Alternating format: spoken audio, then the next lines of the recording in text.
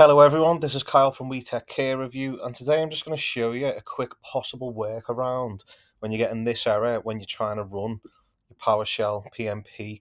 So when you're trying to do the Get-PnPSubWeb and you're getting the issue, the term Get-PnPSubWeb is not recognized as the name of a commandlet, this is a possible workaround. So one thing to try, as you can see, I've got documentation up here on the command, and I was still getting this error.